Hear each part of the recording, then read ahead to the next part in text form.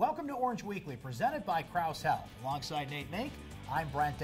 Coming up, welcome back from the bye week, everybody. We'll hear what Dino Babers and Eric Dungy had to say about this upcoming matchup and what they were up to during their off week. Plus, the North Carolina Tarheels are next for the Orange, the start of 2 straight home games at the Carrier Dome. But Nate, the Orange were off. Hope you enjoyed your bye week, by the way. And, you know, Dino Babers mentioned it earlier this week that when this team was in its bye, he had a choice to make. And his choice was to be a little harder on his team than maybe they thought. Yeah, I think, Brent, you know, coming out of the bye week, they were 4-2. Obviously, a lot of people thought they had a chance to be 6-0.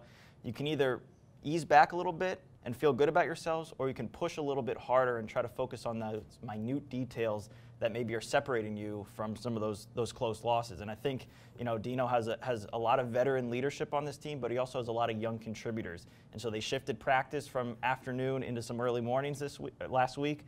And again, it's all about trying to turn a loser into a winner. And this is a team that hasn't done a lot of winning in recent years, so it was really, really crucial for them to figure out what it takes to sacrifice to be the winners they want to be. That's the word right there. Dino was really big on sacrifice, what it takes to be a winner. And you mentioned it, 4-2, 6-0, 5-1, whatever the record could be at this point. They're 2 fourth quarters away from being an undefeated football team. So Dino really wanted to send that message. Specifically, though, Nate, what do you think this team really honed on? Certainly stopping the run has got to be a priority coming up in the second half of the season. No doubt. A lot of film study over the off week, but more than anything, recuperation, rest, recovery, getting their bodies to feel right. You know, as you go through the course of the season, a lot of bumps and bruises tend to pile up. Guys have still been able to play through those bumps and bruises, but now you get a chance to really spend a little bit more time in the treatment room. Just get off the practice field and rest up as much as you can for the second half of the season. Not just rest physically, but sometimes just getting away from football for a couple days can be the mental break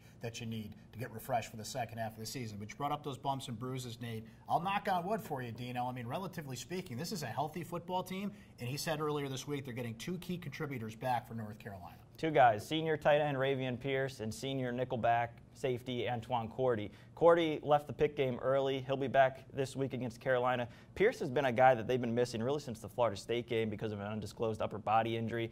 He's a tight end that allows you to do some things in the passing game. He's a really good inline blocker, and he's a really big help on special teams as well. What were the Orange up to during this bye week? Let's hear from Dino Babers and Eric Dungy as the Orange get ready to take on the North Carolina Tarheels. It's time for Syracuse Soundbites. So we had an opportunity to be hard or be nice, and I decided to be hard. So we did give them their rest, but practice wasn't easy. Practice was short, but it wasn't easy. And it's hard to win a college football game. It's so hard. And the difference is like we're talking about. And all it is 1 play or 2 plays or a string of 3 little plays that turn into 1 big play. And it's important for them to realize how hard it is. And it's more of a cultural thing than anything else. You know, if we were more of a veteran group and we've had 3 or 4 winning seasons behind us, we might have went about it a different way. But we're not that. And I want them to understand how tough it is. And if we're able to accomplish the goals that we're trying to accomplish, they'll appreciate it more. You know, the thing about UNC is they haven't had their full team all season, and I think they finally got everybody back from the suspensions. And, you know, the first thing that stands out to me is how athletic they are in the back end. You know, those DBs are flying around, they're breaking quick, and they're getting in and out of cuts quick. And the guys up front, the defensive line, number 53, I've been really impressed with. Also number 12, and they're just making plays back there, causing havoc. So it makes it tough for, you know, quarterbacks to look downfield, and then when they do look downfield, they got, you know, a bunch of speed in the back end.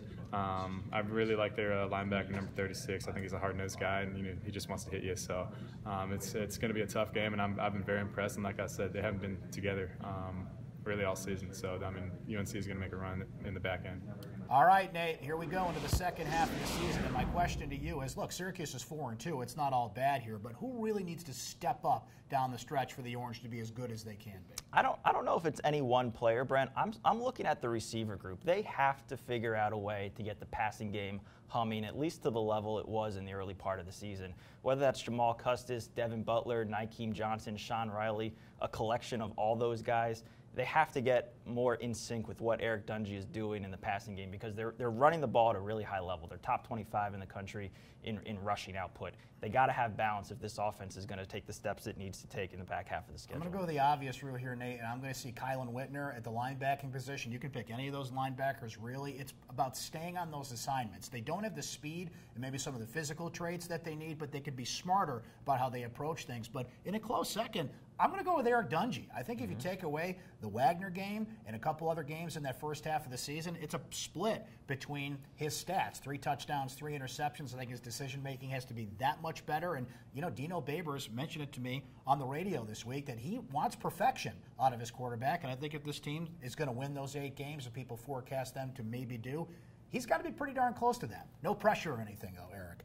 North Carolina is next up for this team, Nate. And speaking of quarterbacks, they got a little flash in the pan from their freshman last week, but he's hurt now, so that's a little unsettled coming into this game. That's not good news, given how good this Syracuse defensive line has been. Absolutely. I think this is a game where Syracuse's defensive line has to be licking its chops, quite frankly. I mean, they have pressured the quarterback all season.